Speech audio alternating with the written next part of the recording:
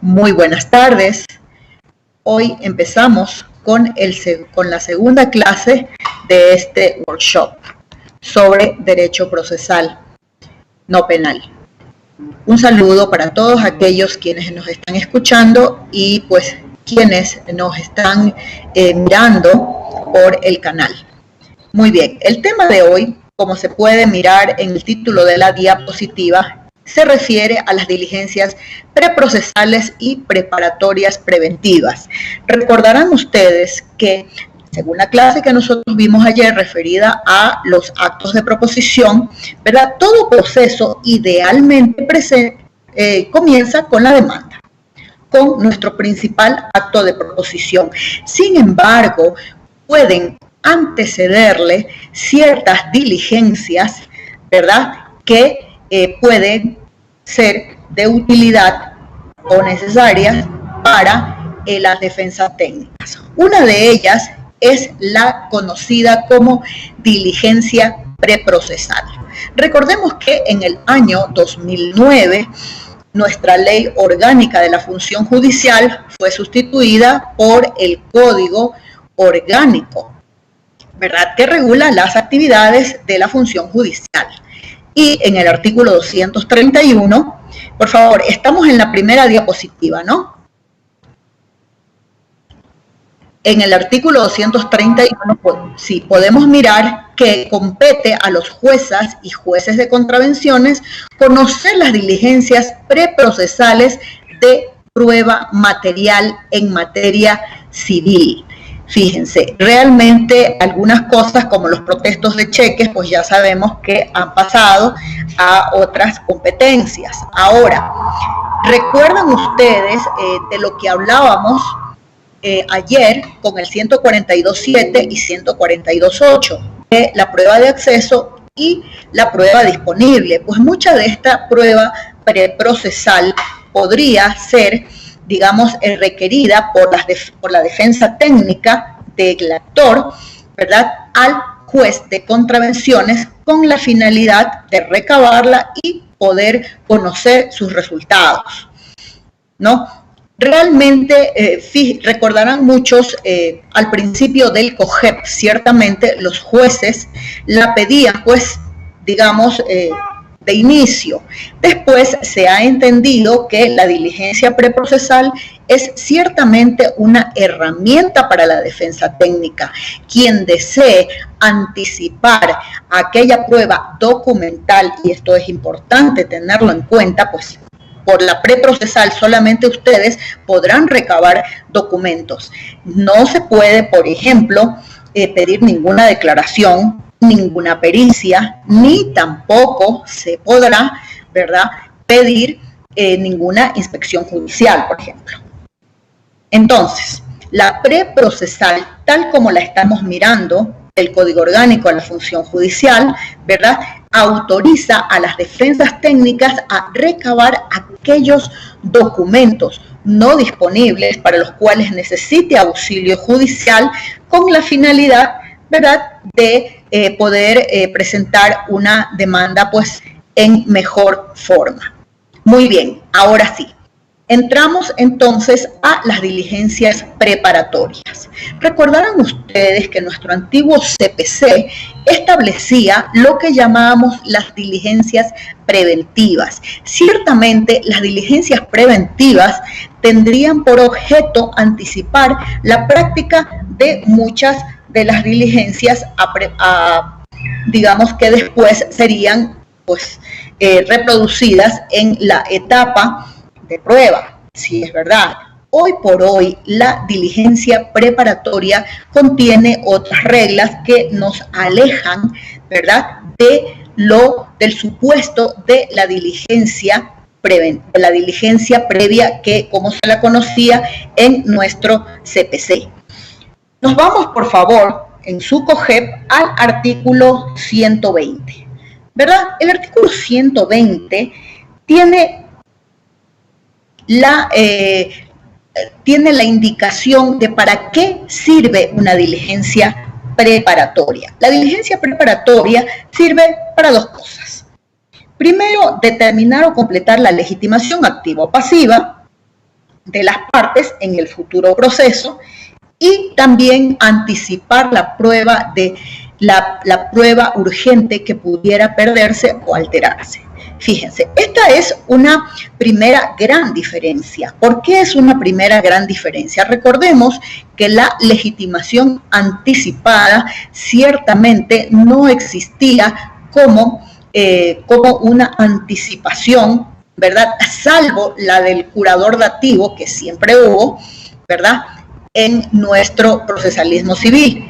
Asimismo, la anticipación de prueba que pudiera alterarse o perderse, ¿verdad?, así tampoco existía. ¿Por qué? Podríamos anticipar la prueba, no ciertamente con el peligro de perderse como existe hoy. Además, ¿verdad?, la última parte del artículo 120 contiene una regla muy importante, una regla que ciertamente, como decíamos ayer, nos lleva a la normativa del artículo 11, es decir, nos lleva a una suerte de competencia excluyente, pues el juzgador que conozca de la diligencia preparatoria queda irremisiblemente atado al proceso principal. Es decir, ¿no?, si ante el juez llega un acto de proposición que contiene una diligencia preparatoria, ¿no?, en la cual ha intervenido otro juzgador,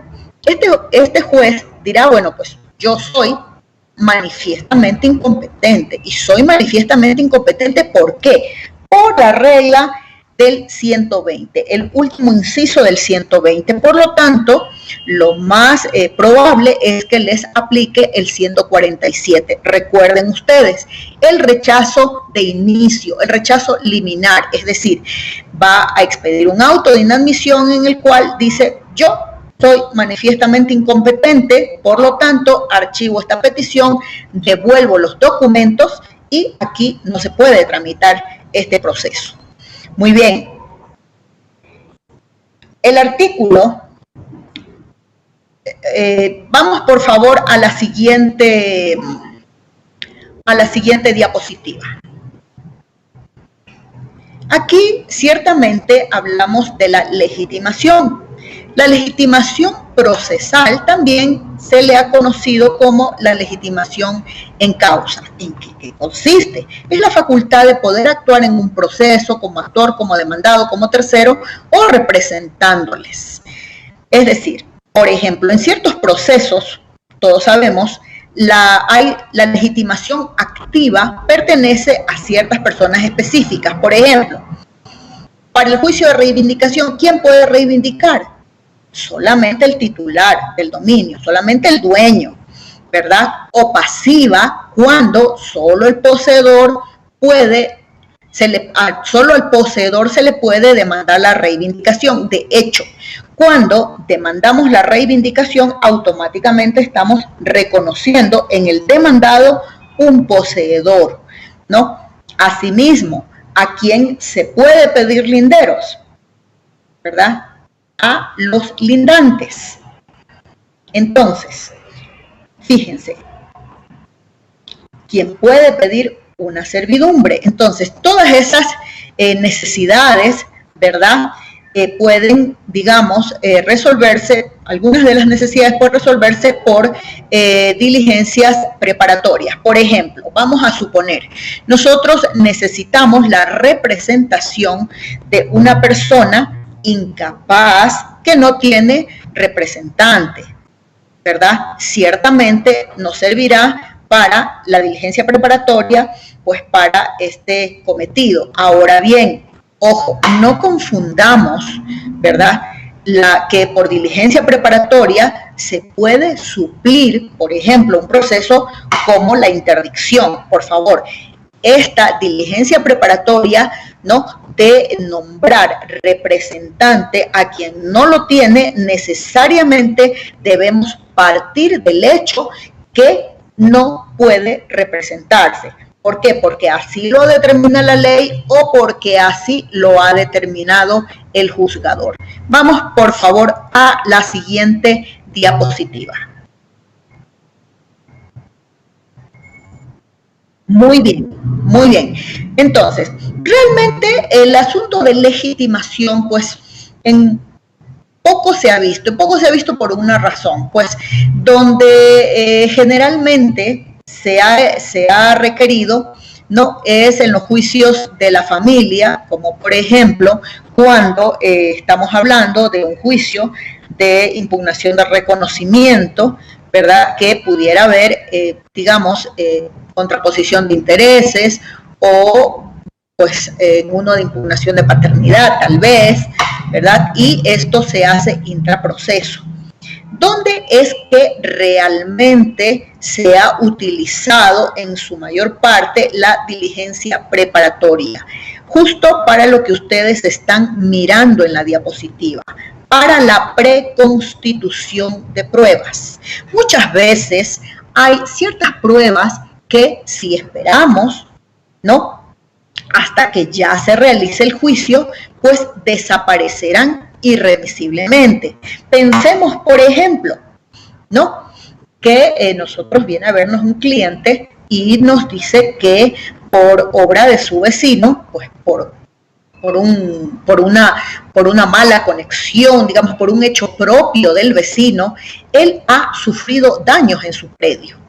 Vamos a suponer que su predio está inundado. ¿Se quedará inundado para siempre? No, no va a ser así.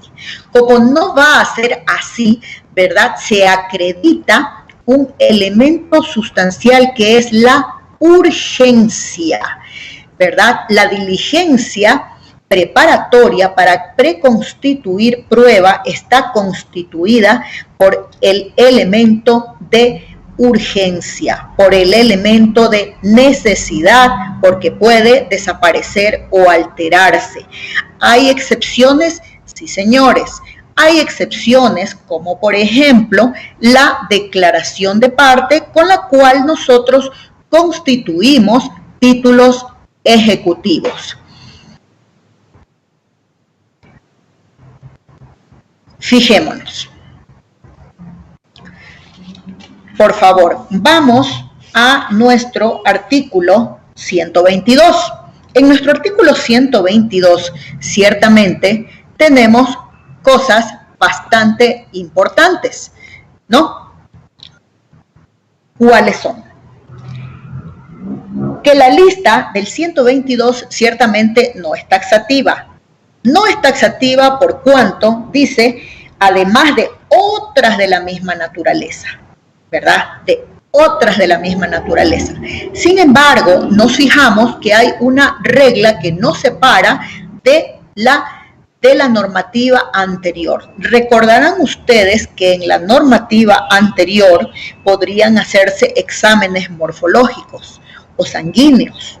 Hoy por hoy, ¿verdad? Esto no está contemplado. ¿Y por qué? No está contemplado por una razón muy simple, pues. No pueden alterarse o desaparecer, ciertamente. Y en el último de los casos sería prueba para la cual no se necesitaría auxilio judicial, sino de un perito médico que posteriormente iría a sustentar su informe, ¿no?, en audiencia, como ayer pues estábamos explicando. En primer lugar, fíjense, una de las cosas bastante interesante, ¿no?, es esta. La primera habla de la exhibición de la cosa mueble que se pretende reivindicar o la cual se practicará secuestro o embargo. La del testamento, cuando el peticionario se considere heredero, legatario o albacea. La de los libros de comercio, cuando corresponda. No nos olvidemos que hay una norma en el Código de Comercio que dice que, si bien es cierto que los comerciantes no podrán ser obligados a sacar sus libros, en cambio, pues se les puede, ¿verdad?, pedir compulsa de estos, copia o compulsa de estos. Fíjense, otra cosa más interesante es el segundo, que habla de la exhibición de los títulos o otros instrumentos referentes a la cosa vendida, ¿no?, para el caso de evicción, cuando, ¿verdad?, el comprador ha sido turbado en su posesión, cuando se le ha privado de esto que ha adquirido. El reconocimiento de un documento privado. Fíjense qué cosa tan importante esta. Es sumamente importante porque puede, este acápite puede servir, fíjense, para constituir título ejecutivo, ¿no? Como bien lo sabemos, puede servir, por ejemplo, para preconstituir prueba o puede servir también para completar incluso la legitimación de la persona a quien vamos a demandar. El día de hoy me consultaron una querida amiga un caso bastante interesante. Resulta que a su empresa acudieron con un reclamo. Pues esta persona, este cliente, ¿no? Con este cliente acudió con su reclamo, pues auspiciado por un abogado. Muy bien. Sin embargo, después acudió un procurador judicial, ¿no? Y suscribieron un acta. Hasta aquí, muy bien, perfecto. Pero hubo un pequeño problema. ¿Cuál fue el pequeño problema? El pequeño problema es que por alguna razón no hay el anexo, esa copia, ¿verdad?, de la procuración, o por lo menos, digamos, los datos de su otorgamiento, en qué notaría se otorgó, la fecha. Realmente no hay ese dato y tampoco este acuerdo fue suscrito ante un notario, por ejemplo. Con lo cual, ciertamente, esta persona, al verse demandada posteriormente por la persona que supuestamente había nombrado su procurador para arreglar este diferendo, pues se vio muy sorprendida, ¿no? Y pues esta persona, mi amiga, la abogada, me decía, ¿y ahora qué hago? Le digo, pues muy simple. Una de las cosas que tú puedes hacer, ¿verdad?, es pedir el reconocimiento de un documento privado, porque ese es un documento privado, firmado por un abogado, ¿verdad? Recordemos que solo los abogados pueden ser procuradores judiciales. Entonces tendrá que reconocer su firma y rúbrica. Y allí, o bien, esta persona se arriesga, ¿verdad?, por haber comparecido sin procuración, ¿no? O bien, realmente podemos tener la posibilidad y la seguridad de arreglar el asunto incluso antes de que llegue a judicaturas y a tribunales. Entonces, fíjense, realmente ustedes como defensas técnicas, ¿no?, cuando ustedes reciben digamos, la visita de un cliente, el cliente les va a contar, lógicamente, una situación, porque es lo que va a hacer, le va a contar los hechos. ¿Recuerdan ustedes que ayer hablábamos de los fundamentos de hecho? Los fundamentos de hecho los conoce el cliente, ¿no? Entonces, de acuerdo a los fundamentos de hecho que le presenta el cliente, ustedes van a determinar, ¿verdad?, la factibilidad de la pretensión y la necesidad probatoria. Y con la necesidad probatoria, ¿qué es lo que ustedes van a poder concluir? Por ejemplo, si van a necesitar una diligencia preparatoria, por ejemplo, para preconstituir prueba, si van a necesitar una preventiva para asegurar el crédito. En fin, todas estas actuaciones lógicamente van a corresponder a la estrategia de litigación que ustedes como defensa técnica elaboren para su cliente. Muy bien, entonces, el nombramiento de tutora, tutor, curador o curador, lo de la legitimación que hablábamos hace un momentito, la apertura de cajas o casilleros de seguridad en las instituciones del sistema financiero. Esto ha sido particularmente útil. ¿Qué sucedía? Sucedía que muchas personas suscribían con las entidades financieras un contrato, ¿no?, de casilleros. Muy bien, ese contrato que les permitía utilizar ese casillero, pues sin que el banco tuviera control sobre lo que se guardaba allí y más que digamos, el compromiso del contratante a cumplir con las normas legales. Frecuentemente terminaba la vigencia del contrato y no se renovaba, o bien no se renovaba, o bien realmente, pues, digamos, la persona le pedía la terminación, o incluso anticipada, pero pues no pasaba nada más y muchas veces se dejaban abandonados los casilleros, ¿verdad?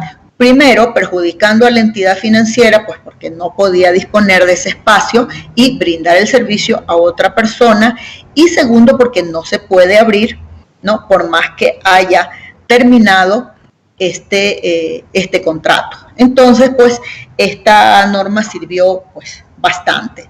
También sirvió para los asuntos sucesorios. Muchas veces, como parte, ¿verdad?, de la sucesión, resultaba que había un casillero. Independiente de lo que hubiera dentro, pues, para abrirlo, imagínense lo que es esperar todo el proceso sucesorio con las vicisitudes que implica. Pues esta posibilidad da la oportunidad de abrirlo y mirar qué es lo que hay, sea para, ¿verdad?, quien haga las veces de administrador, o bien quien sea, por ejemplo, el albacea, pueda tomar a su cargo aquellos objetos que estaban allí en el casillero, o bien realmente decir, bueno, aquí no hay nada, y entregar el espacio físico a la entidad financiera.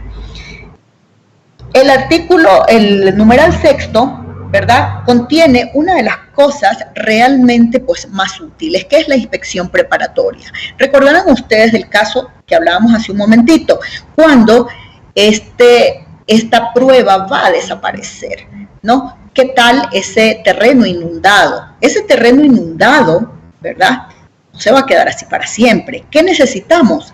Necesitamos que el juzgador pueda apreciarlo directamente, ¿no? Incluso nosotros también podemos pedir el auxilio el auxilio técnico de un perito. Ahora, ¿por qué son útiles esta clase de diligencias, además de constatar el daño? Ciertamente, ¿verdad?, el criterio técnico podrá establecer, ¿no?, si es que este daño es imputable a la persona a la cual nosotros vamos a demandar. Supongamos que el terreno inundado, finalmente, de la inspección técnica que hizo el perito, resulta que no es una mala actuación del vecino que queda a la derecha, sino del de la izquierda, o bien es algo imputable inclusive al municipio, por ejemplo, ¿verdad? ¿Por qué? Porque realmente esos fueron trabajos que estuvieron haciendo, digamos, los del municipio, o aún de una empresa proveedora de servicios, ¿no?, de servicios privados. Entonces, ciertamente, la posibilidad de preconstituir esta prueba tiene además una ventaja adicional. La ventaja adicional de asegurarnos, ¿verdad?, contra quién vamos a dirigir nuestra petición. Una vez más, recordemos lo valioso que es el tiempo, ¿no?, cuando hablamos de procesos judiciales. El numeral 7 del artículo 122 ciertamente es uno, pues, de los que tuvo una gran discusión al principio del Código Orgánico General de Procesos. Recordarán ustedes que con nuestro antiguo CPC, lo que se llamaba la confesión judicial, como diligencia previa, ¿no?, ciertamente, ¿no? Se podía pedir, e incluso si se declaraba un derecho, como por ejemplo cuando era por cuestiones de paternidad, por investigación de paternidad, podría hasta terminar en una sentencia inscrita en el registro civil, ¿verdad? Era así nuestro antiguo procesalismo. Hoy por hoy, ¿verdad? Nosotros podemos pedir declaraciones testimoniales urgentes, ¿verdad? De personas que tengan pues una edad avanzada y que se tema pues que no, por su avanzada edad, no lleguen a poder declarar en el proceso. Las personas que se tema que por su enfermedad puedan fallecer también, o quienes estén próximos a ausentarse del país. Vamos a suponer que nosotros tenemos un testigo clave. Es un testigo pues que realmente conoce pues, mucho de aquello que nosotros queremos hacer valer en nuestra demanda.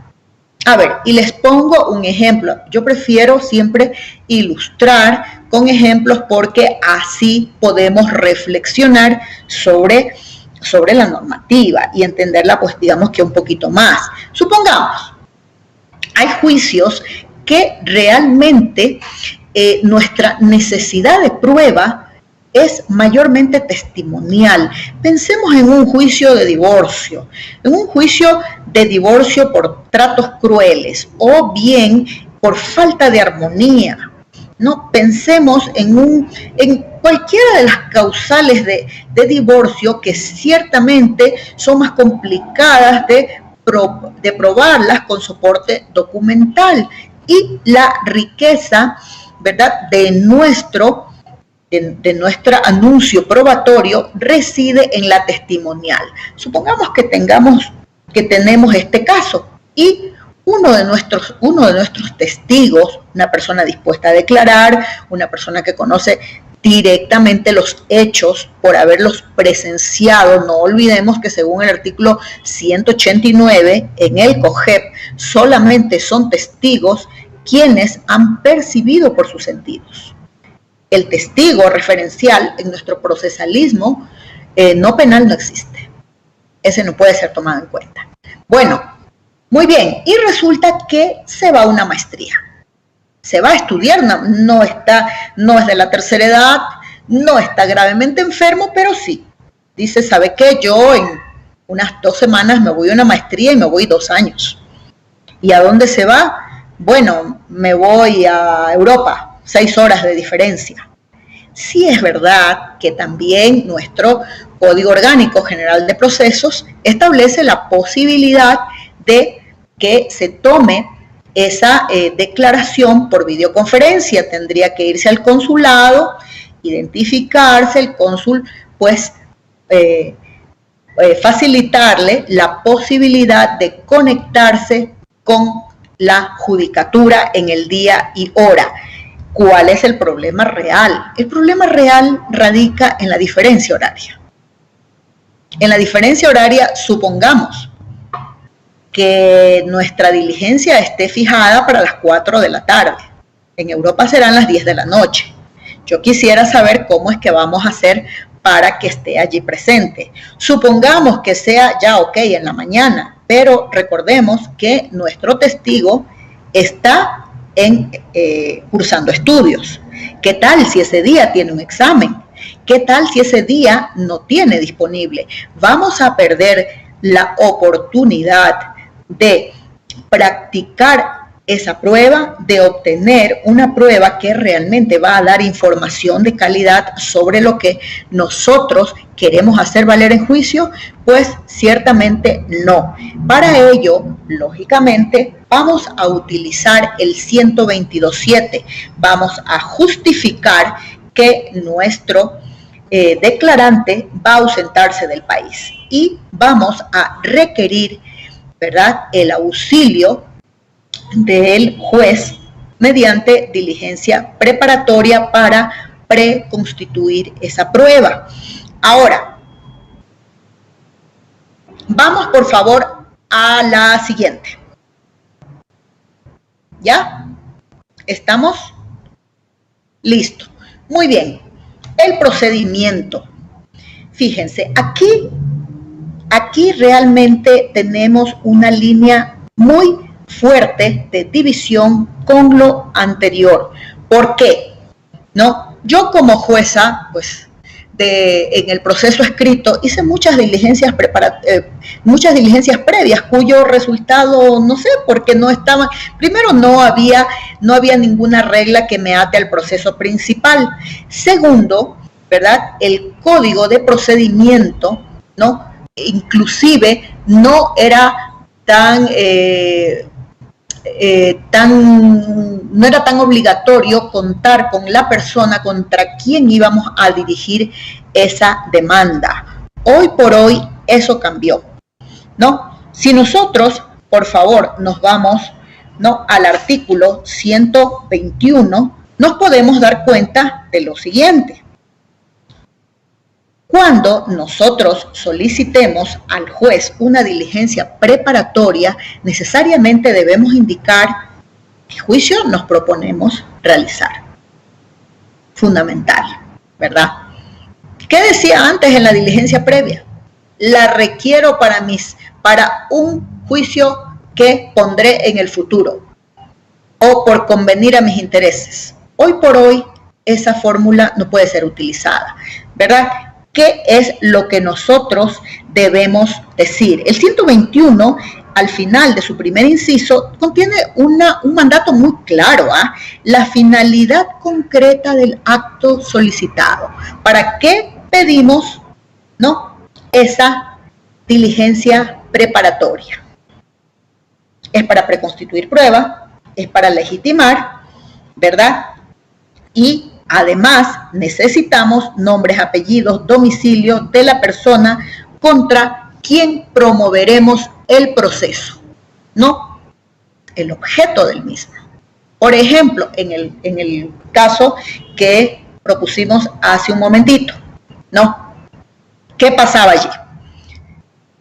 Pues vamos a proponer el juicio de divorcio y contra el señor fulano de tal y requerimos de que se ordene la declaración del señor fulano de tal quien va a viajar al exterior por sus estudios de maestría, ¿verdad? Acreditado, ¿no? Primero, ¿qué juicio vamos a poner? ¿Cuál es el objeto? ¿No? ¿Contra quién vamos a proponer?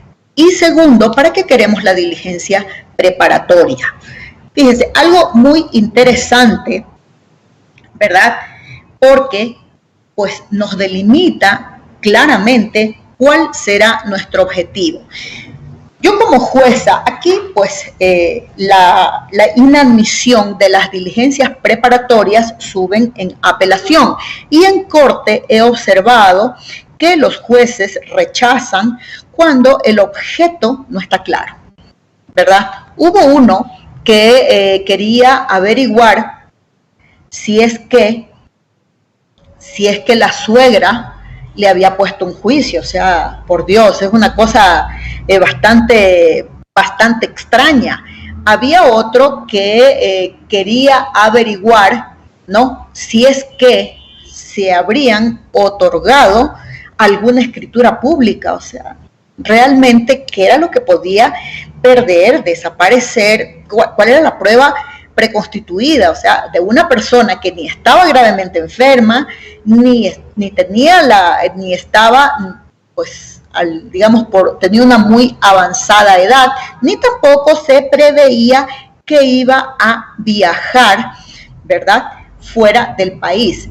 Hubo también un caso que pedían la prueba de ADN, ¿no?, con la finalidad de determinar si iba a seguir un juicio de impugnación de reconocimiento. Algo totalmente fuera de lugar, primero porque no es prueba que pueda desaparecer. Todos sabemos muy bien que realmente la información genética no se puede alterar, ¿no? Segundo, por la propia particularidad de la prueba de ADN en los procesos de impugnación de paternidad, de impugnación y de impugnación de reconocimiento, ¿no? Según la reforma al Código Civil del año 2015, y también, ¿no?, que, como yo les dije al principio, recordemos que nuestro derogado CPC permitía hacer exámenes y estudios morfológicos. Aquí, en el 122, no tenemos ninguna prueba de esa naturaleza, tal como establece el artículo 122. Muy bien, el juzgador puede, asimismo, mandar, como ya vimos, mandar a aclarar, mandar a completar, calificar, inadmitir, ¿verdad? Vamos a suponer que lo califica. Cuando se califica, ¿qué es lo que va a hacer el juez? El juez va a mandar a citar a la contraparte señalando día y hora en el cual va a tener lugar la diligencia. Ojo, no quiero decir que donde va a tener lugar la audiencia.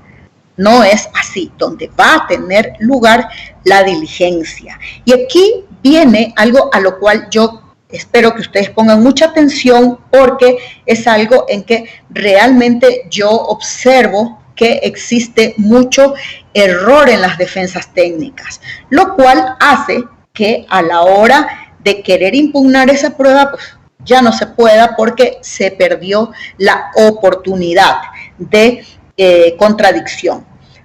Fíjense, la parte final del artículo 121, que es lo que nos dice: la persona contra quien se promueve la diligencia podrá en el momento de la citación oponerse a la misma, ¿verdad?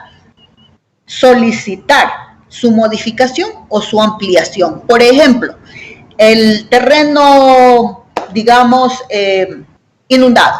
El vecino puede decir, ajá, yo también quiero que se haga una determinación aquí, si es que de verdad quien está pidiendo no es que ha ocasionado por un acto propio este daño. También puede hacerlo. O bien, por ejemplo, en nuestra petición, ¿verdad?, de testimonio, la otra parte, que además tiene el derecho de contradicción, dice, bueno, perfecto, y yo pido contrainterrogar en ese momento al declarante. Bien, o yo también quiero que declare sobre estos hechos, ¿verdad?, pidiendo una ampliación o una modificación inclusive, ¿no? ¿Qué es lo que va a pasar allí? El juez puede resolver, ¿no?, sobre esta petición. Puede aceptarla o puede negarla. Vamos a suponer que le niega, ¿no? Si se le niega si la oposición, la modificación o la ampliación, quien se sienta agraviado podrá apelar con efecto diferido. Fíjense que esta es una particularidad muy interesante. ¿Por qué es una particularidad interesante? Es una particularidad interesante porque si nosotros nos vamos al artículo 160, por favor, es importante, yo les indiqué que es interesante que ustedes tengan el texto del Código Orgánico General de Procesos y así pues podamos movernos por la normativa y entenderla pues de mejor manera. Muy bien. La resolución, la última parte del artículo 160 nos dice que cuando el juez niega una prueba es que se puede apelar en efecto diferido. Esa es la regla general. Sin embargo, aquí en diligencia preparatoria, ¿verdad?, se va a hacer la diligencia, ¿no? Se va a hacer la diligencia, pero su petición, la persona a quien le han negado, pues, su oposición, su modificación o su ampliación, tiene el derecho de apelarla con efecto diferido. Para quienes no estén familiarizados, El efecto diferido es un efecto nuevo que se introdujo en nuestro régimen de recursos, que es lo que significa que, digamos, la impugnación queda anotada, ¿no? Y dependerá de los resultados finales, ¿no?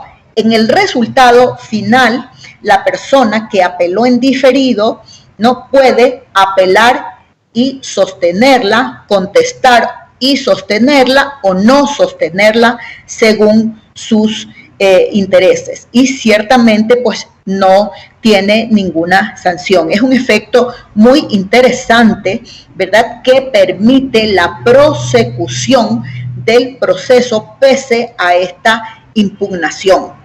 Ahora, ¿qué sucede si le niega? El juez en su calificación le dice, ¿sabe qué?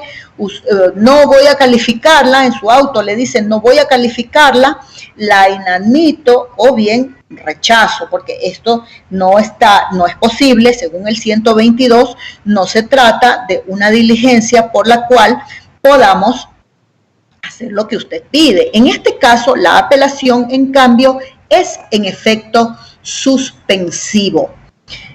Siguiente, por favor. En la siguiente explicamos ¿ya está la siguiente? Ya.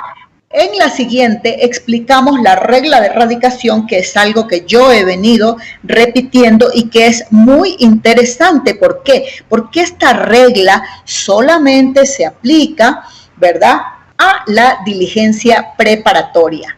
No a la providencia preventiva, por ejemplo. Sigamos. Siguiente.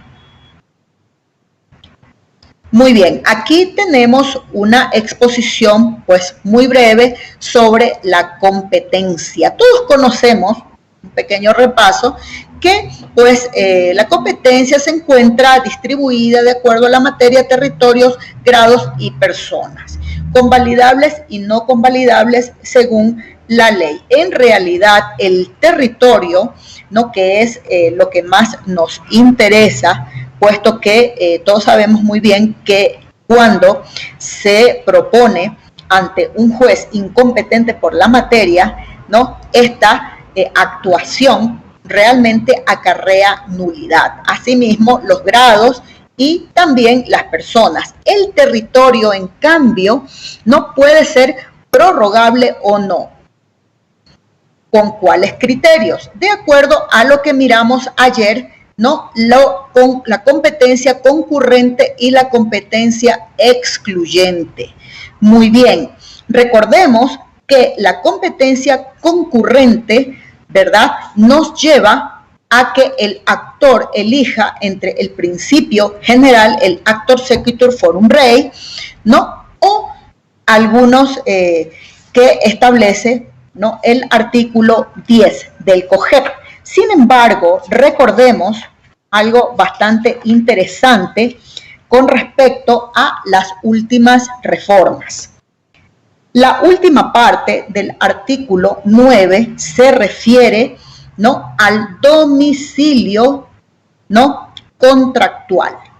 El domicilio contractual, llamado también domicilio convencional. ¿Qué es lo que nos dice? En materia contractual, cuando haya cláusulas de identificación de domicilio, ¿verdad?,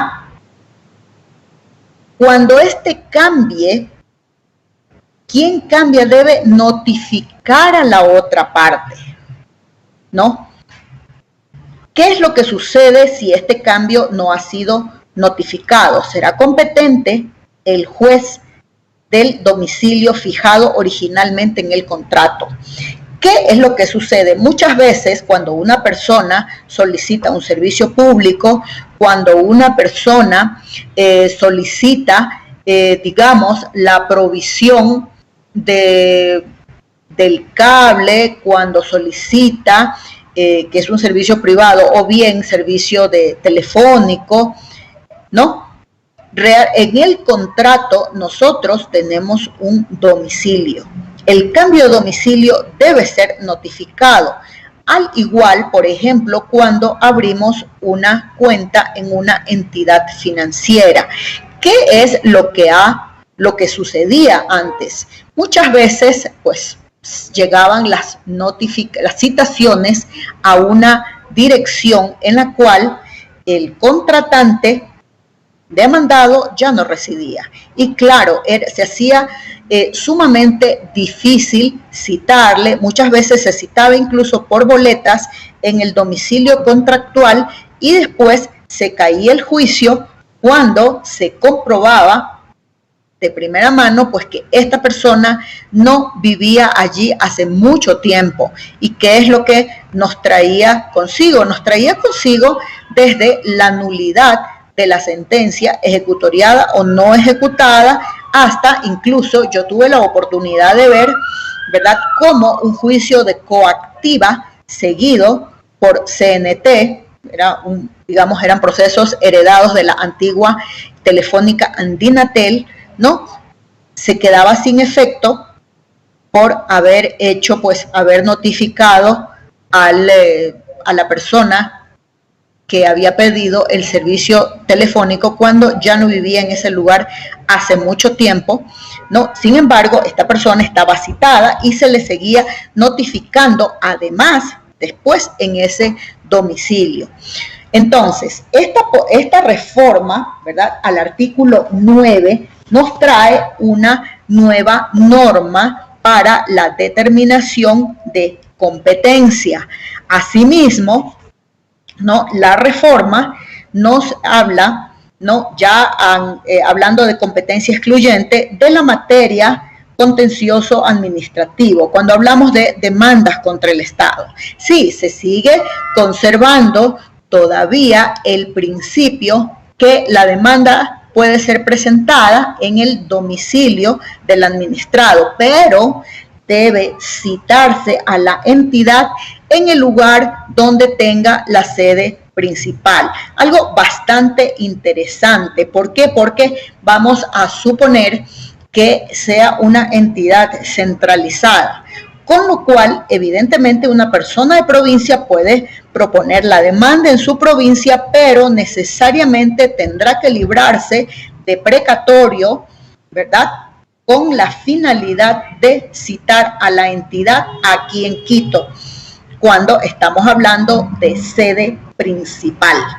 Muy bien, vámonos por favor a la providencia siguiente. La diapositiva siguiente se llama diligencias preventivas. ¿Ya estamos allí? Muy bien, las diligencias preventivas ciertamente responden aún a lo que estudiamos nosotros en la universidad. Recordemos, el fumus bonus iuris y el periculum in mora. El fumus bonus iuris, que referido a la apariencia de buen derecho, ¿verdad? Esto que el juez mira tiene, pues digamos, buena pinta. Representa una obligación. Y el periculum in mora es el peligro de la mora. ¿Qué pasará si no se precautela el cumplimiento de ese crédito? Pues nada, que simplemente a la hora de ejecutar ya no tengamos cómo hacerlo. Muy bien, para esto el legislador ha previsto la diligencia preventiva. La diligencia preventiva, si bien funciona sobre los mismos principios que el código anterior, sin embargo, tiene algunas diferencias interesantes e importantes, ¿no? Entre ellas, los requisitos. Vamos por favor al artículo 125. En el artículo 125 estamos hablando de que se pruebe la existencia del crédito. Sí, la existencia del crédito, esta prueba será siempre instrumental, no puede ser de otra forma. ¿Y por qué no puede ser de otra forma?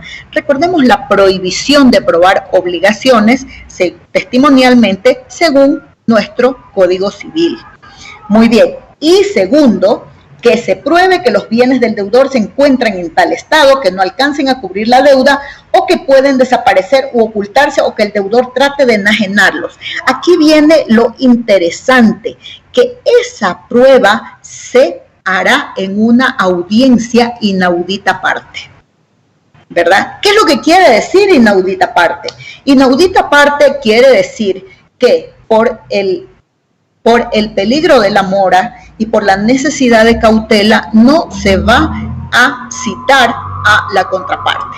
Es decir, a diferencia de la diligencia preparatoria con la cual necesariamente vamos a contar con la parte a quien vamos en un futuro a demandar, ¿verdad? Con la finalidad de que pueda contradecir, ¿no?, esa anticipación de prueba que nosotros pedimos, o inclusive esa necesidad de legitimación que nosotros estamos queriendo constituir, ¿no? La diligencia preventiva de inicio está previsto de que no se notifique todavía a nuestro futuro, ¿verdad?, demandado en el proceso de mérito que pongamos para cobrar esta obligación.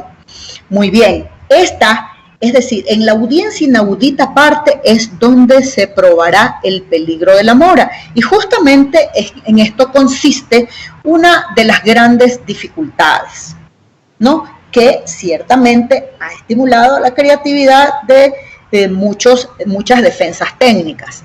Fíjense, antes, recordemos, nuestro procesalismo civil, pues había la mala práctica de la información sumaria, con lo cual comparecían personas porque ni siquiera conocían al deudor y decían que los negocios estaban en mal estado, que pretendía irse del país, que pretendía enajenar los bienes. Fíjense, así era, bajo juramento. Hoy por hoy esa mala práctica se ha proscrito. Hoy, ciertamente, el juez va a convocar a audiencia, ¿no?, para resolver esa solicitud. En el artículo 127, que les ruego que revisen en este momento, nos dice que una vez presentada la solicitud de providencia preventiva, el juez en 48 horas deberá convocar a una audiencia en la cual se resolverá esta solicitud. Ciertamente, es decir, de inicio, el juez va a examinar, ¿verdad?, los documentos, la prueba instrumental de nuestro crédito.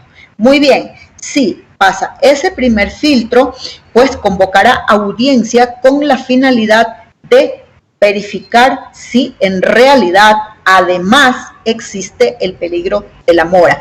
Fijémonos en un pequeño detalle, ¿no? ¿Cuál es el pequeño detalle? Ciertamente es un poco complicado el día de hoy, ¿verdad?, traer testigos quienes puedan declarar bajo juramento frente al juzgador acerca que nuestro futuro demandado, ¿no?, realmente pretende irse del país o que los bienes son insuficientes.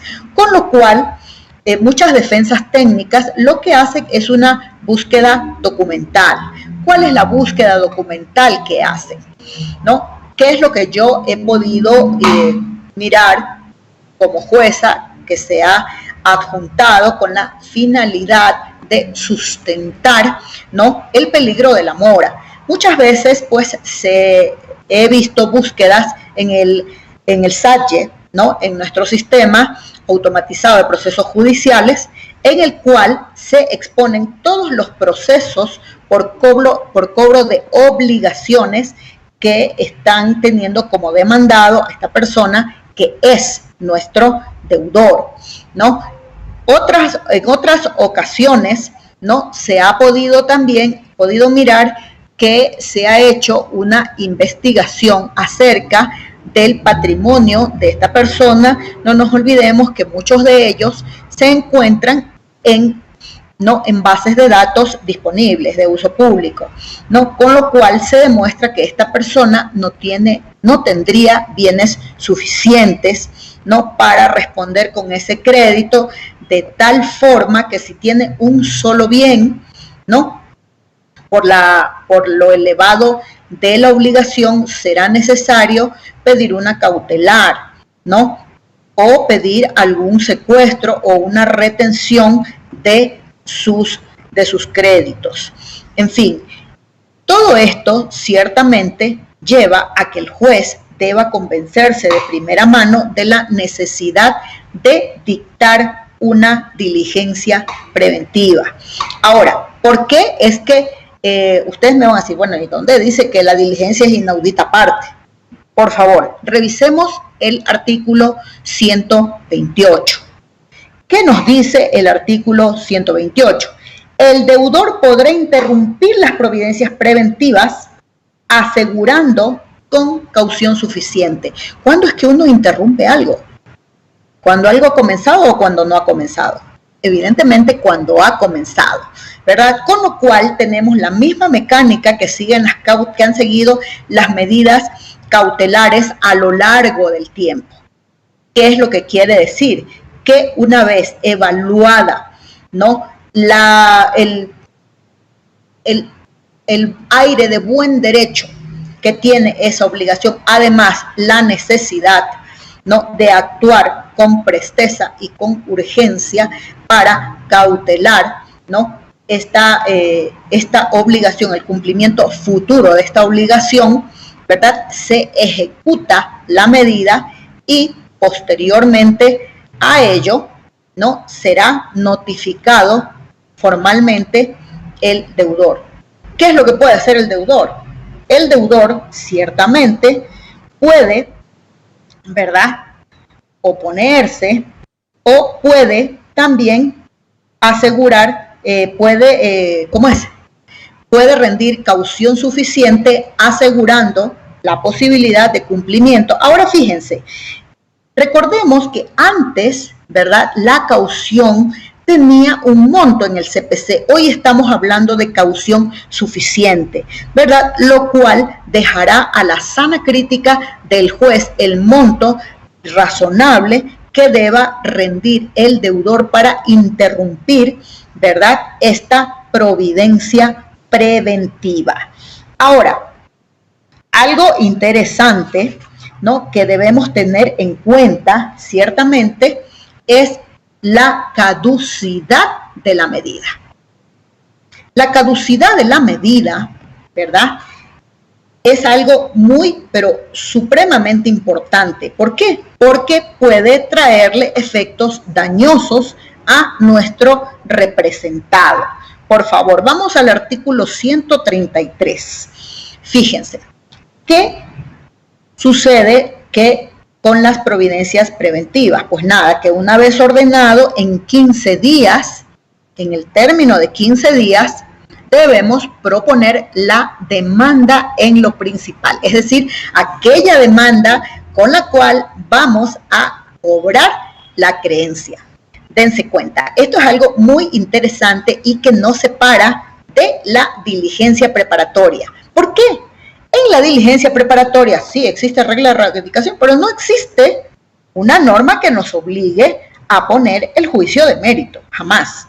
Vamos a suponer que finalmente con la diligencia preparatoria, pues las partes, la parte afectada decide finalmente no demandar. Pues no pasa nada, no pasa nada, queda allí latente un juez que podría conocer un futuro juicio, tampoco hay tiempo.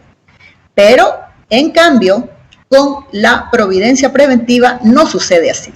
Así que en 15 días deberemos presentar la demanda en lo principal. ¿Cuál es la sanción por esta omisión? Pues el pago de daños y perjuicios. Sí es verdad que hoy por hoy tenemos una diferencia, que los daños y perjuicios deberán ser calculados en juicio de mérito, ¿verdad? Pero, ¿no? Esta es una obligación, ¿no? Es decir, ponemos una providencia preventiva, el juez nos acepta, la ejecutamos en 15 días, término, estamos hablando más o menos de 3 semanas, ¿no? Allí sí debemos nosotros proponer la demanda en lo principal, ¿no? Ahora, hay un asunto bastante interesante, que son las providencias preventivas en materia de propiedad intelectual. Ciertamente, recordemos que nuestra ley de propiedad intelectual fue sustituida por el Código Orgánico de Gestión del Conocimiento, ¿verdad? Muy bien, en este Código Orgánico ciertamente se introdujo pues una reforma que tangencialmente tocó nuestro Código Orgánico General de Procesos e introdujo una nueva normativa respecto de las providencias preventivas en materia de propiedad intelectual. Fíjense, ¿para qué nos sirven las providencias preventivas? Las providencias preventivas nos sirven en principio para asegurar el pago de un crédito. Sin embargo, no así las medidas en materia de propiedad intelectual que además de asegurar, ¿verdad?, el cumplimiento de una obligación generada por una infracción a los derechos de propiedad intelectual, sirven también, ¿verdad?, para evitar que la infracción se siga produciendo y para asegurar la prueba, ¿no? De tal forma, ¿no?, que el comiso sirve también no solamente para detener la infracción, ¿no?, sino también preserva esa prueba que haremos valer posteriormente para la defensa de los derechos de nuestro representado.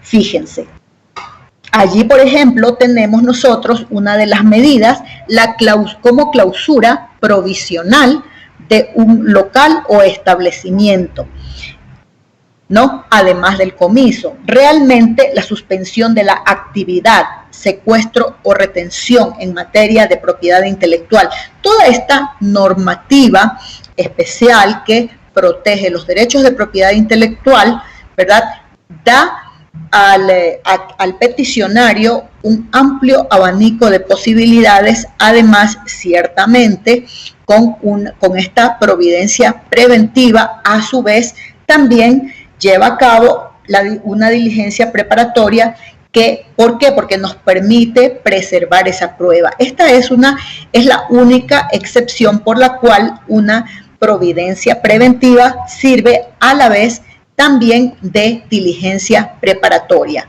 referida a propiedad intelectual. Vamos a la siguiente diapositiva, por favor.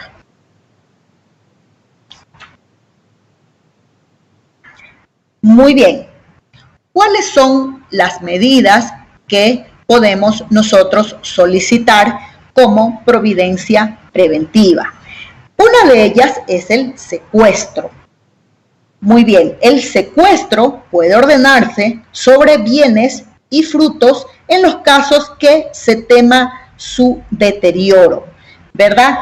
Ahora, fíjense que aquí realmente nosotros deberíamos referirnos al Código Civil, ¿no? En el Código Civil, por ejemplo, dice que el reivindicante de una cosa mueble puede pedir su secuestro cuando se tema, ¿verdad?, asimismo su deterioro. Muy bien, ahora, es verdad que aquí habla del secuestro de bienes muebles, lo cual nosotros conocemos como prohibición de enajenar, ¿no? ¿Cuál es la diferencia? Bueno, la diferencia radica en lo siguiente. Con el secuestro, ciertamente, los bienes son entregados a un depositario. Este depositario, ¿no?, que es una persona auxiliar de la función judicial, ¿no?, tiene, así es, labores tiene labores además de recibir aquellos bienes que han sido objeto de secuestro y tiene el deber de custodia y de cuidado, ¿no? Además, estos deberes de custodia y de cuidado, ¿no?, por el depósito efectuado de estos bienes, ciertamente tienen un costo que además será satisfecho cuando finalmente se produzca la ejecución, con lo cual ciertamente el secuestro pues no sea, pues digamos, la medida más idónea, ¿no?, puesto que tiene un costo. Ahora, la prohibición de enajenar, ¿no?, se realiza sobre aquellos bienes que están sometidos a registro, es decir, que tienen obligación registral. ¿Qué tiene obligación registral? Obligación registral tienen los inmuebles. Todos sabemos muy bien que un inmueble está en el registro de la propiedad de cada cantón. Allí efectivamente encontramos el historial de ventas, de dominio de cada bien inmueble. ¿Qué más tiene, no?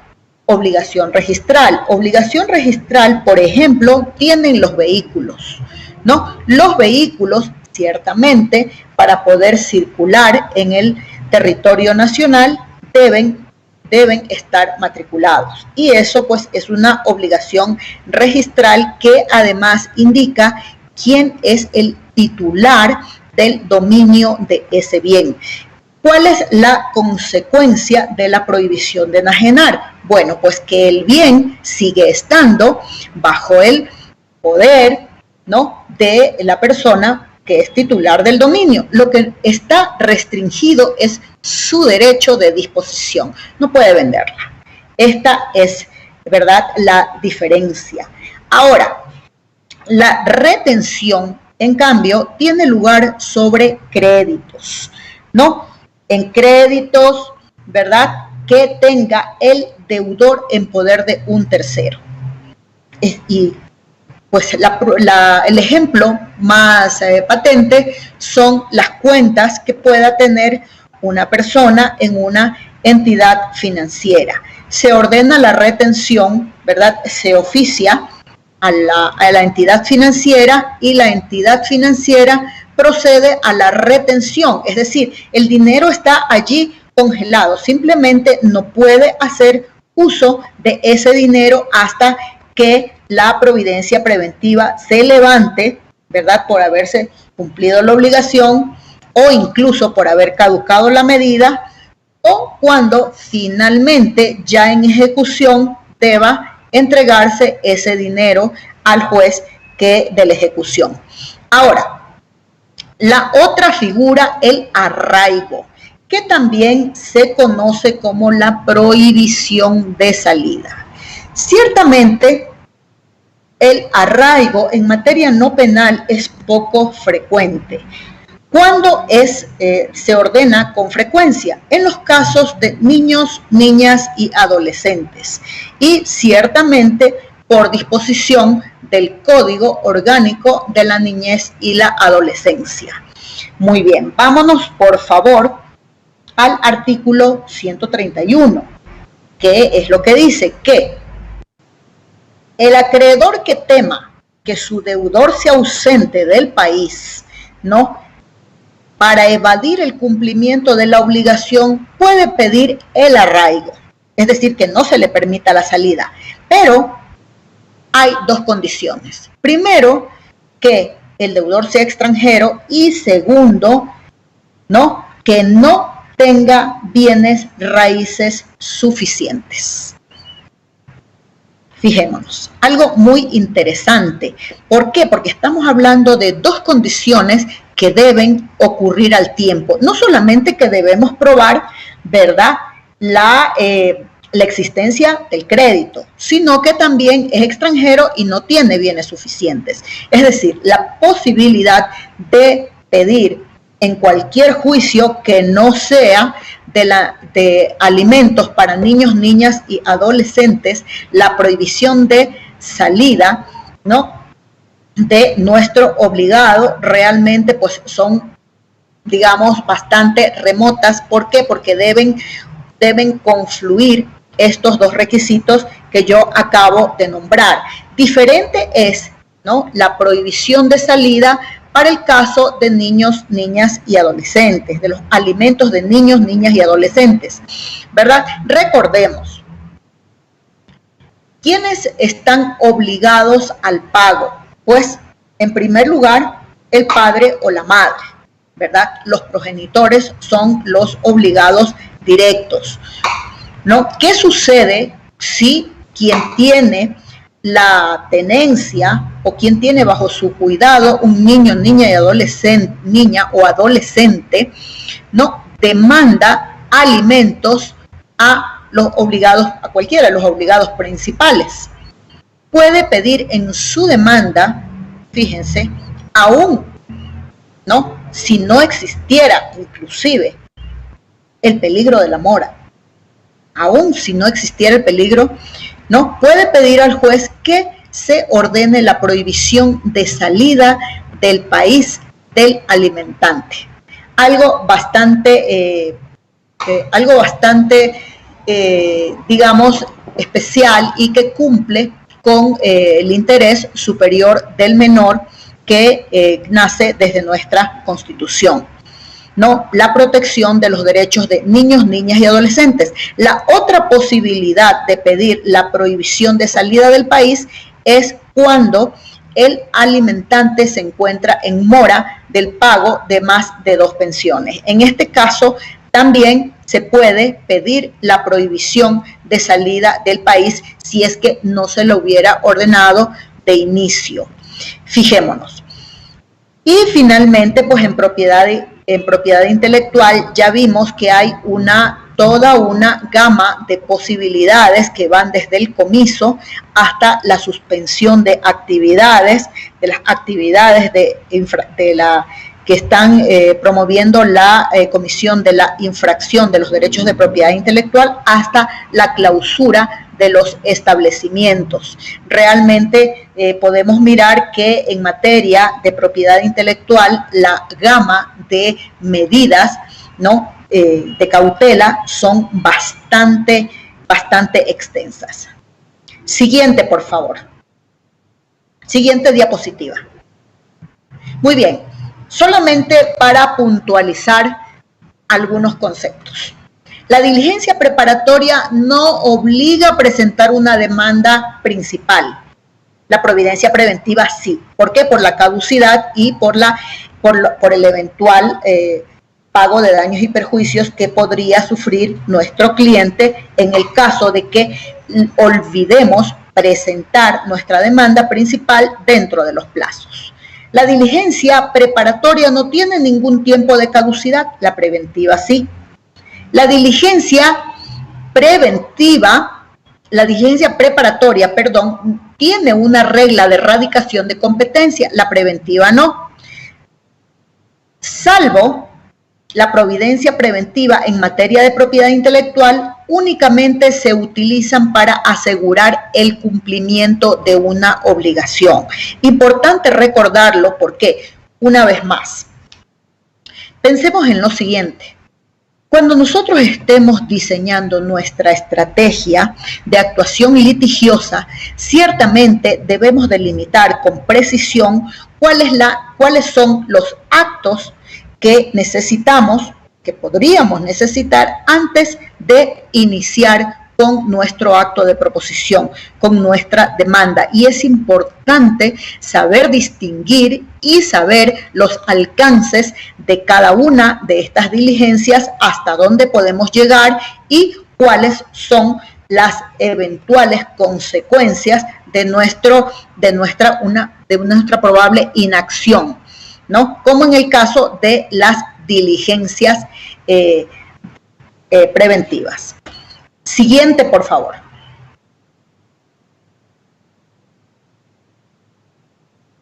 Muy bien, aquí vamos a abordar uno de los temas pues más, digamos que peliagudos de nuestro procesalismo.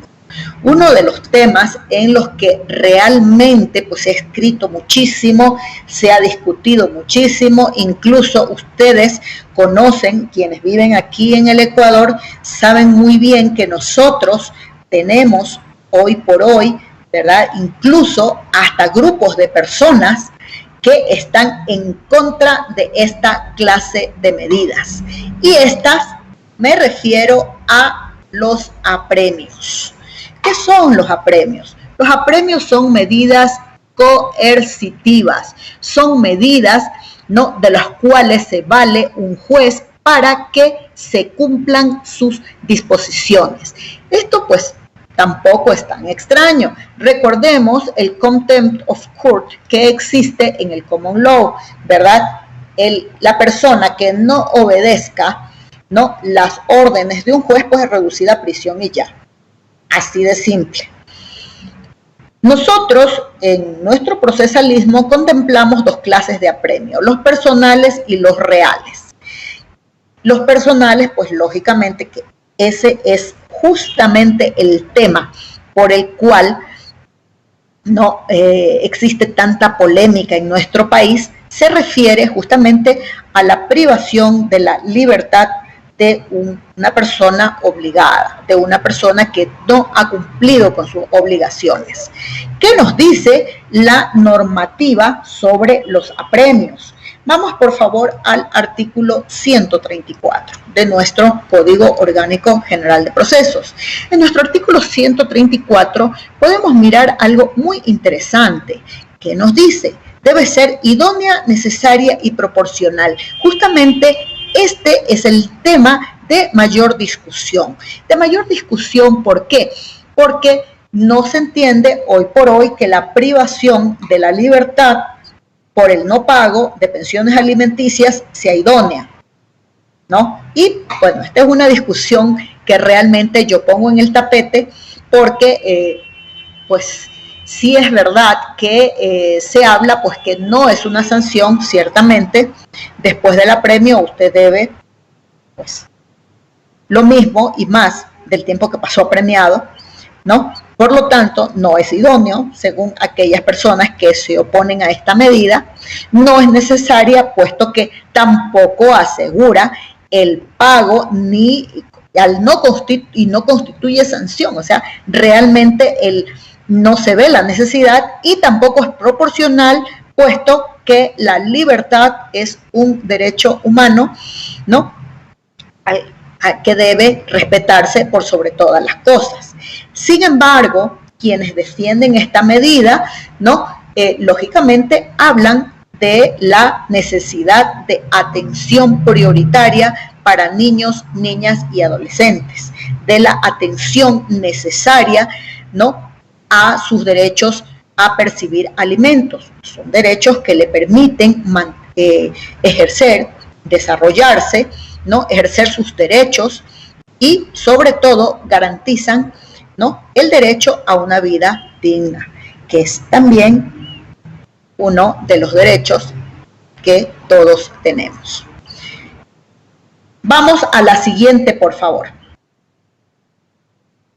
Entonces, el apremio personal, ¿verdad?, ciertamente no es una sanción. No es una sanción, ¿por qué? Porque no implica el cumplimiento de una pena, ¿cierto? ¿Qué es lo que implica? Implica hoy por hoy la privación de la libertad, pero siempre y cuando se hayan cumplido algunos pasos procesales.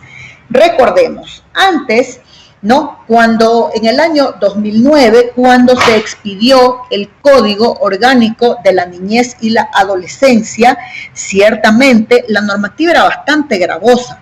Recordemos, a quien debía más de un año de pensiones alimenticias, se ordenaba su prisión hasta que pague. Entonces, claro, hablábamos de una prisión perpetua, porque si nunca pagaba, pues ahí se quedaba. Posteriormente, el código se expidió en el año 2003, que fue la primera normativa, que establecía que en caso de mora de más de un año, el obligado debía quedarse hasta que se pague. Posteriormente, en el año 2009, la última reforma al Código de la Niñez y la Adolescencia ordenaba que el apremio tenía que ser gradual, ¿verdad? Y en caso de reiteración, es decir, en el incumplimiento del pago de lo adeudado, pues lo que sucedía es que se iba aumentando los periodos de prisión, de apremio personal. Muy bien. Posteriormente, recordemos, ¿no? Que la Corte Constitucional, ¿no?, dictó una sentencia en la cual ciertamente modificaba, sustituía el artículo 137 y se introduce, ¿no?, algunas figuras muy interesantes, como es la del apremio parcial. Fijémonos, ¿qué es lo que dice aquí? ¿No? ¿De qué nos aparta de la normativa anterior? Recordemos, ¿cómo era la normativa anterior? El Código de la Niñez y Adolescencia disponía que el juez hiciera, pues mandar a hacer la liquidación al pagador y establecida la mora, pues le notificaba al deudor y le decía, bueno, haga usted observaciones. Si el deudor podía hacer sus observaciones, si no las hacía, el juez le decía, bueno, pague. Si no pagaba, simplemente se libraba el apremio. Esta boleta de apremio significaba que esta persona podría, si era la primera vez, iba a estar 30 días privada de su libertad, ¿no? Si pagaba antes, claro, se producía su libertad inmediata. ¿Qué ocasionó esto? Ocasionó numerosos pedidos de habeas corpus, ¿no?, los cuales fueron resueltos en su gran mayoría favorablemente por la propia función judicial, y después la Corte Constitucional, al entender que realmente estábamos frente a un grave problema que afectaba a gran parte de la población, decidió sustituir la normativa del 137 del Código Orgánico General de Procesos por lo siguiente, ¿verdad? En el caso que el alimentante incumpla el pago de 2 o más pensiones, sean o no sucesivas, el juez, a petición de parte, debe convocar a una audiencia. Es decir, fíjense, en esta audiencia tendrán que estar las dos partes con la finalidad de acordar una fórmula de pago para lo adeudado. Es decir, ya la primera posibilidad no reside en que el juez ordene directamente la privación de libertad, sino que las partes comparezcan a una audiencia y en esta audiencia puedan, ¿verdad?, sea acordar una fórmula de pago o escuchando el juez a esta persona que no está en posibilidades de cumplir, ¿no?, si efectivamente su negativa, a su incumplimiento se debe ciertamente a, digamos, a la falta de trabajo, a una enfermedad catastrófica, ¿verdad?, o a alguna circunstancia grave, ¿no? El juez ciertamente allí puede ordenar, ¿verdad?, su apremio parcial, o también puede el juez determinar una fórmula de pago. Debo decirles a este respecto algo bien interesante. Hace poco más de un año, no había aquella discusión procesal en la cual, ¿no?, muchos de los jueces de la Corte Provincial de Justicia, no solamente a la que yo me pertenezco, sino a muchas del país, que sostenían que el resultado, el auto que dictaba el juez después de esta audiencia de sustitución de medidas conforme el artículo 137 no era apelable, ¿no? Decían, pues no es apelable, pues únicamente se orienta a la prosecución del proceso. Sin embargo, recordemos lo que miramos ayer, la clase de ayer. ¿Recuerdan cuando miramos acerca de las providencias? ¿Qué decíamos del auto interlocutorio? Decíamos del auto interlocutorio que este es uno de los que no resuelven sobre el fondo, resuelven sobre un asunto incidental que compromete los derechos de las partes procesales. Y díganme si la orden de privación de libertad no va a ser referida a sus derechos. Si un acuerdo, ¿no?, de pago, si una oferta de pago que ha sido aceptada por el juez no puede ser lesiva a los intereses del alimentario. ¿no? Por supuesto que sí. Entonces, poco a poco, pues, las decisiones de las cortes fueron cambiando y hoy por hoy puedo decir que casi todas las cortes, ¿no?, admiten en apelación el resultado de la audiencia del 137, ¿verdad? ¿Qué más puede, digamos, imponer el juez como medida de apremio personal? Puede disponer el uso de un dispositivo electrónico. El dispositivo electrónico, estamos hablando del grillete, ¿no? O bien, ¿no?, el apremio parcial. Ciertamente que el apremio parcial, por sus características, pues yo realmente, pues personalmente, considero pues que no es una medida 100% idónea, pues tiene más carácter de una sanción que de otra cosa. Ciertamente, el apremio parcial tampoco, ¿no?, tiene utilidad en cuanto a la satisfacción de las necesidades alimentarias. Veamos en qué consiste. El 137 nos dice: el apremio personal parcial consistirá en la privación de libertad entre las 22 horas de cada día hasta las 6 horas del día siguiente por 30 días. ¿Verdad? Fíjense, algo así realmente, pues sí es verdad que en Chile lo han utilizado, pero también he escuchado, pues, y he leído algunas opiniones que al final no resulta una medida tan idónea como se ha supuesto. Siempre considero que es preferible el acuerdo en la fórmula de pago. Con la fórmula de pago, evidentemente que se puede, allí sí, realmente obtener un resultado favorable al cumplimiento de la obligación alimentaria.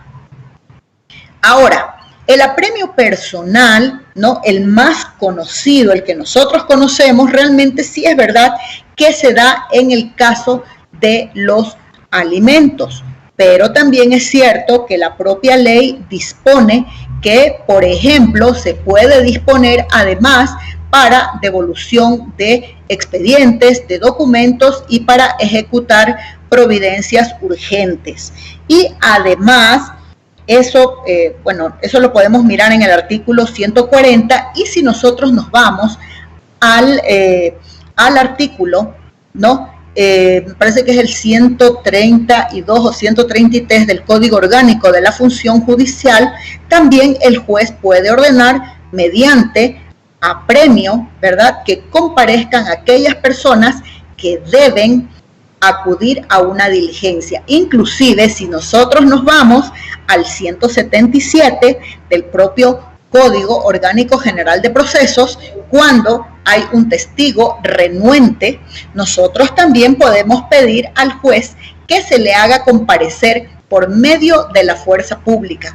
Claro que ninguno de estos puede durar más de 24 horas, simplemente es para ese momento, pues, y ya.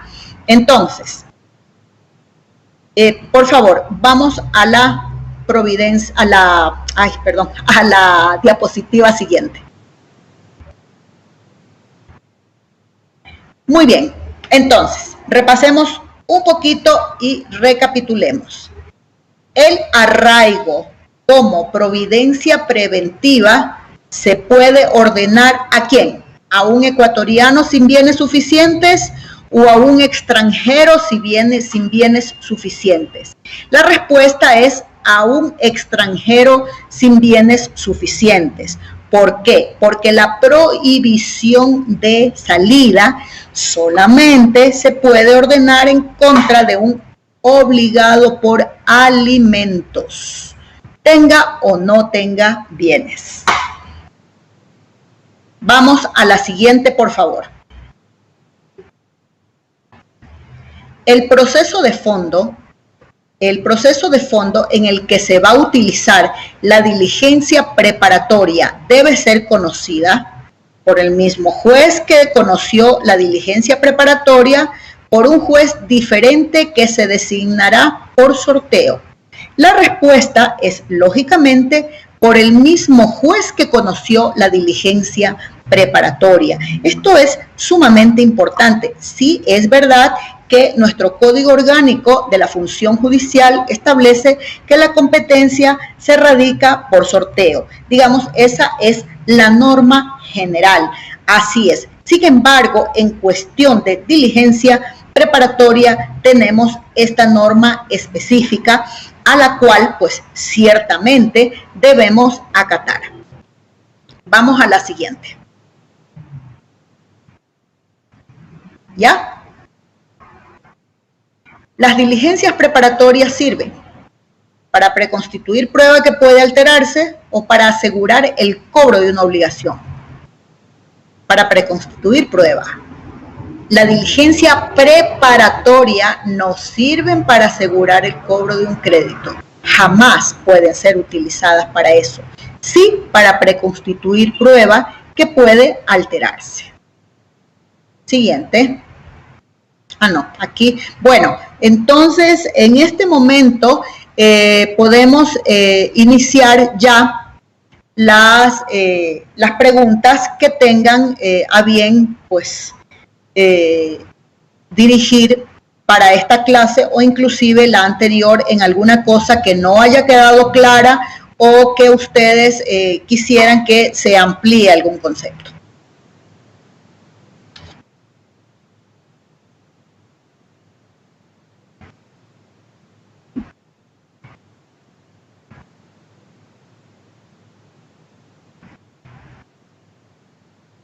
Muy bien.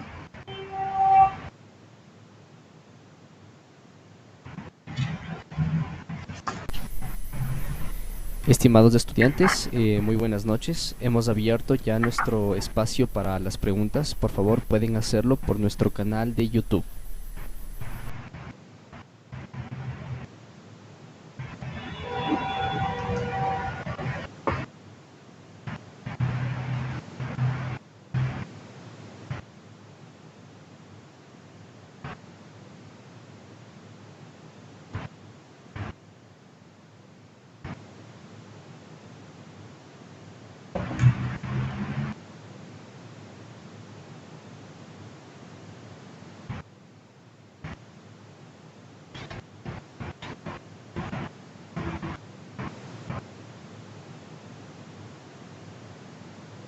Por cierto, me gustaría explicarles un asunto que muy probablemente sea, digamos, tal vez no quedó claro con respecto a la posibilidad, ¿no?, que establece el 122.7 para constituir título ejecutivo mediante la declaración de parte, ¿no? Al principio del COGEP hubo una solicitud encaminada a ese respecto y entonces la persona solicitada pues se negó y dijo que únicamente podía rendir declaración de parte, no dentro de un proceso como declaración urgente y que de ninguna manera pues podría interrogársele para constituir título ejecutivo. Hoy la reforma del 122.7 es lo suficientemente clara. Además, si nosotros nos vamos al 347, nos damos cuenta que la lista de los títulos ejecutivos, que también es ejemplificativa, nos lleva a que el primer título ejecutivo trate, ¿verdad?, de la declaración de parte hecha con juramento ante un juzgador competente, ¿no? Y también, si nosotros tenemos en cuenta lo que dice el 349 como requisito de procedibilidad, que es lo que nos dice que a nuestra demanda debemos acompañar el título ejecutivo. Y si nuestro título ejecutivo queremos constituirlo mediante declaración de parte, pues evidentemente vamos a tener que realizarlo como diligencia preparatoria. Entonces, solventada esa duda, pues hoy por hoy se puede tranquilamente intentar la constitución de un título título ejecutivo mediante una diligencia preparatoria, es decir, solicitando a la persona que nos debe, ¿no?, que declare con juramento si este hecho es verdad. A ver. La pregunta la realiza Anthony Quesada. Expresa lo siguiente. Doctora, ¿los apremios reales cuándo y en qué situaciones se aplican?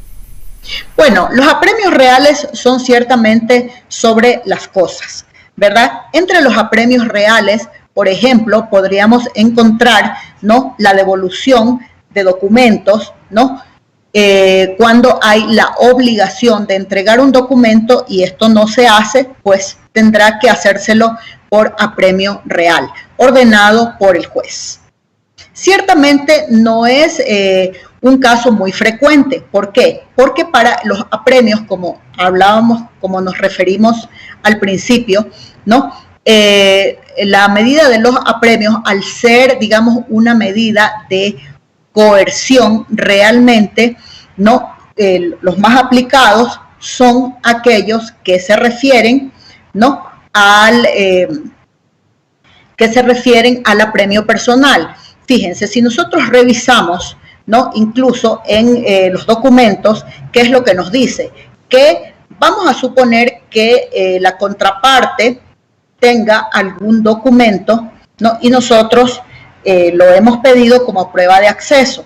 ¿Qué es lo que dice? El juez podrá, ¿verdad?, ordenar que esta persona lo ponga a disposición, disponiendo las sanciones del caso. Ciertamente, ¿verdad?, el juez podría ordenar recabar ese documento, pero lo más probable que suceda, ¿no?, procesalmente hablando, es que el juez sancione por incumplimiento de sus órdenes a quien se resiste a entregar los documentos.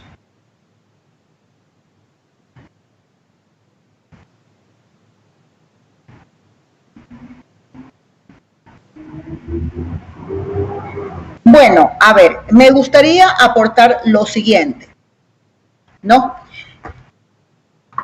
Ciertamente esta es uno de los temas, ¿no?, es la clínica de derecho procesal. En la clínica de derecho procesal nosotros debemos tener en cuenta que una de las cosas que nuestro cliente espera de nosotros ciertamente es una defensa eficaz. ¿Cómo es que se ejerce una defensa eficaz? Una defensa eficaz, ¿no?, se ejerce ciertamente, ¿no?, recabando no solamente información veraz y oportuna de parte de nuestro cliente, sino también diseñando una actuación litigiosa acorde, ¿verdad?, con aquello que nuestro cliente espera obtener. Y esto significa lo siguiente, ¿no? El primer diseño evidentemente tendrá que corresponder de acuerdo a las expectativas del cliente. Muchas veces los clientes vienen con expectativas poco razonables. ¿Qué entonces es lo que corresponde hacer? Lo que corresponde hacer es evidentemente indicar las posibilidades, ¿no? Todos sabemos muy bien, ¿no?, que no es ético asegurar, ¿no?, que la victoria en ningún proceso judicial. No es ético hacerlo, ni tampoco es práctico, ¿cierto? Entonces, cuando esas cosas suceden, lo que nosotros debemos presentar a nuestro cliente son las posibilidades que tiene de acuerdo a los hechos y de acuerdo a las pruebas que podemos recabar, son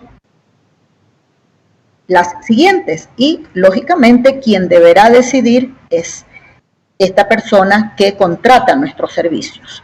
Es importante recordar que, por ejemplo, el juicio de honorarios entre el cliente y el abogado no tiene doble instancia, por ejemplo. Algo que también debemos pensar al momento que nosotros ciertamente no prestamos un servicio a la persona que viene a requerir de asistencia letrada para un proceso judicial. Es importante tener en cuenta la naturaleza del servicio legal. El servicio legal ciertamente es uno de medios y no de resultados. De tal forma que el abogado no asegura resultados, pero sí asegura todos los medios posibles, ¿verdad?, para lograr el cometido de una defensa técnica. Recordemos también que el Código Orgánico de la Función Judicial desde el año 2009, ¿no?, posibilita a que los clientes puedan pedir al Consejo de la Judicatura sanciones por una deficiente defensa técnica, lo cual como profesionales del derecho nos obliga a prepararnos cada vez más con la finalidad de satisfacer ciertamente a la persona que requiere nuestros servicios como defensa técnica. Fijémonos. Entonces, acude nuestro cliente, ¿verdad? Y lo primero que nosotros hacemos es escucharle. No, la primera ciertamente es una escucha activa. Es una escucha activa que nos permitirá más o menos delimitar el problema, ¿verdad? Delimitar inclusive las posibilidades de litigio. O inclusive podríamos nosotros pues no entrar al litigio y recomendar a nuestro cliente cualquiera de los medios alternativos a la solución de conflictos. Todas estas posibilidades deben ser barajadas, ¿no?, por nosotros y dar a conocer a nuestro cliente sus reales posibilidades.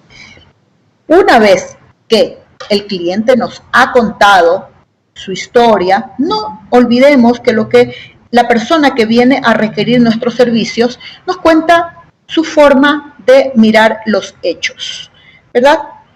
La forma como él considera que ocurrieron los hechos y que por lo tanto configuran su derecho.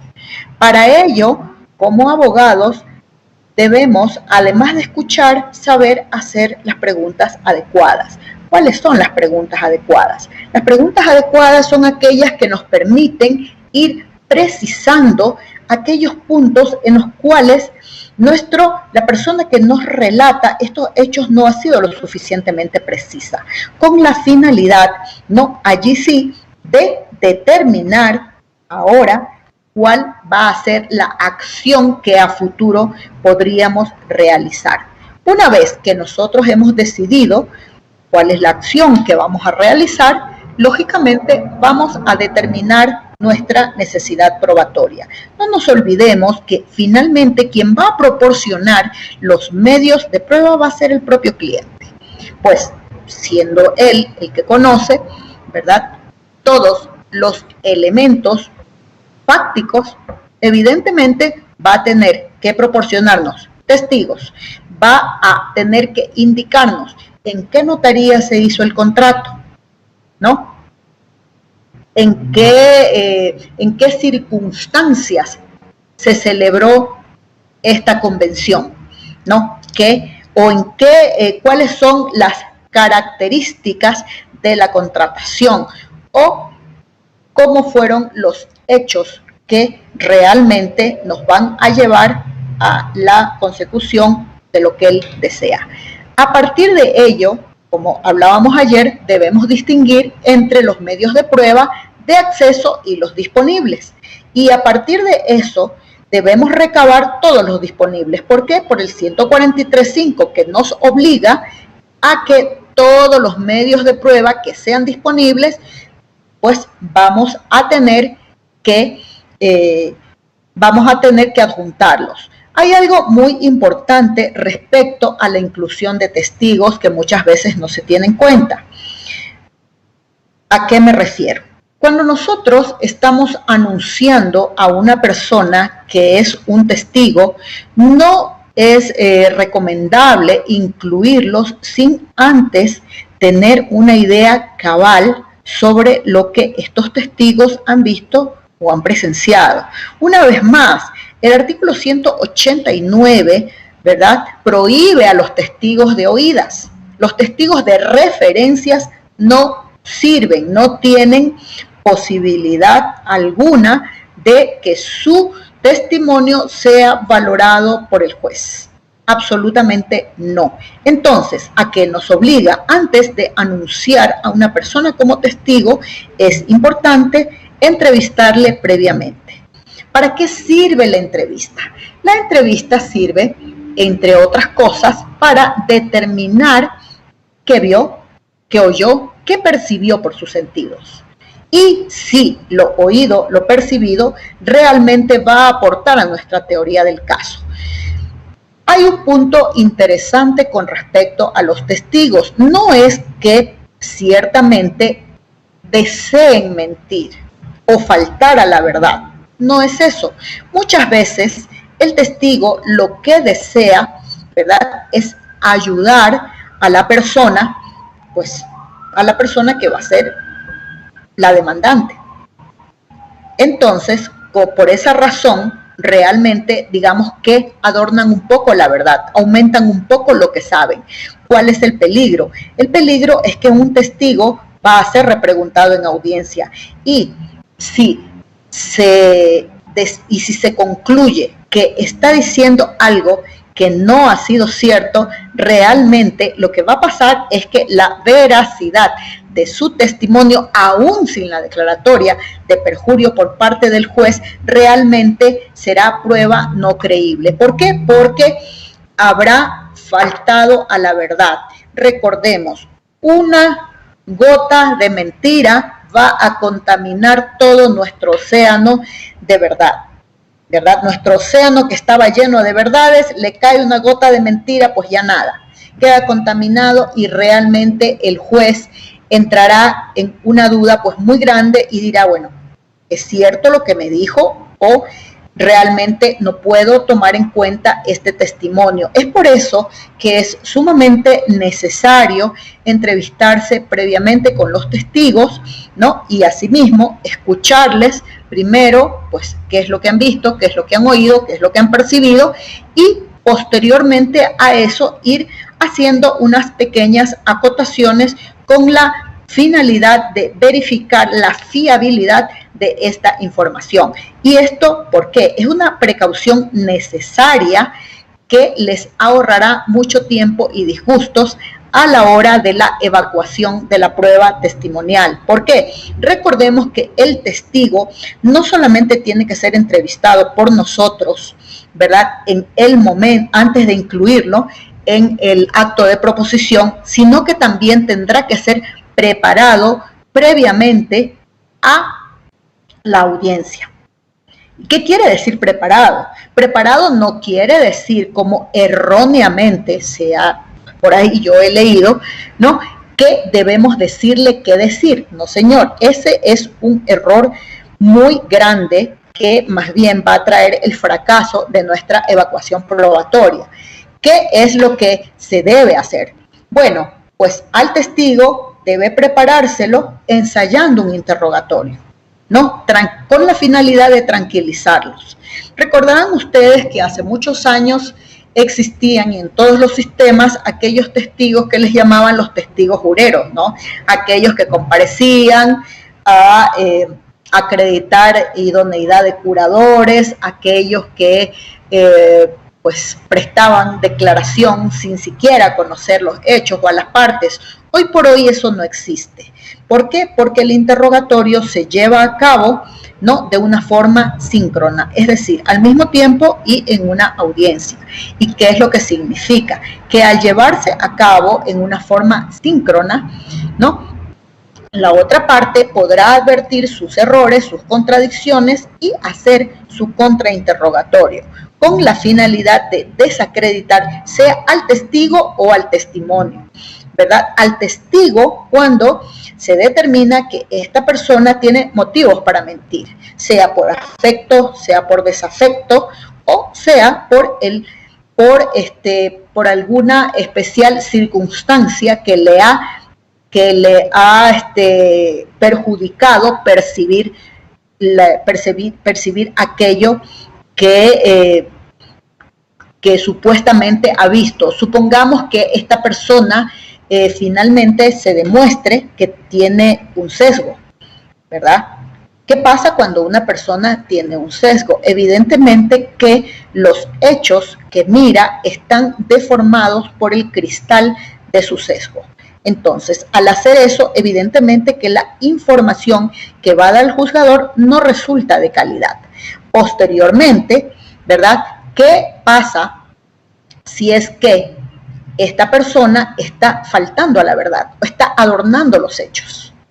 Pues podrá ser desacreditada. En este caso, no se desacredita al testigo, pero sí al testimonio, es decir, a la información que está dando esta persona con respecto a los hechos que dice haber presenciado.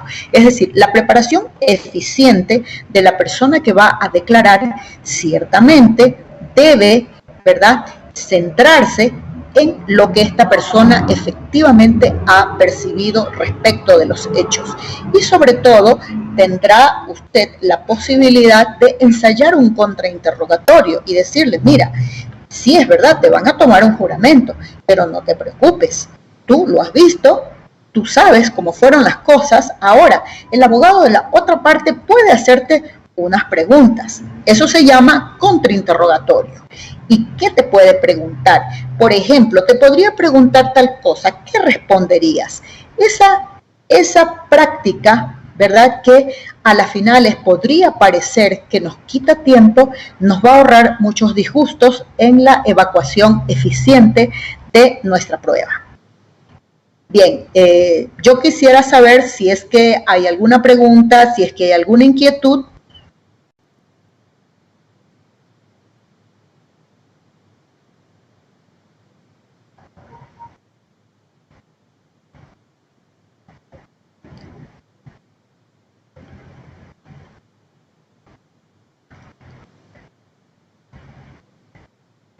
Muy bien, entonces quisiera saber si es que podríamos ir cerrando o desean alguna otra cosa más. Dígame.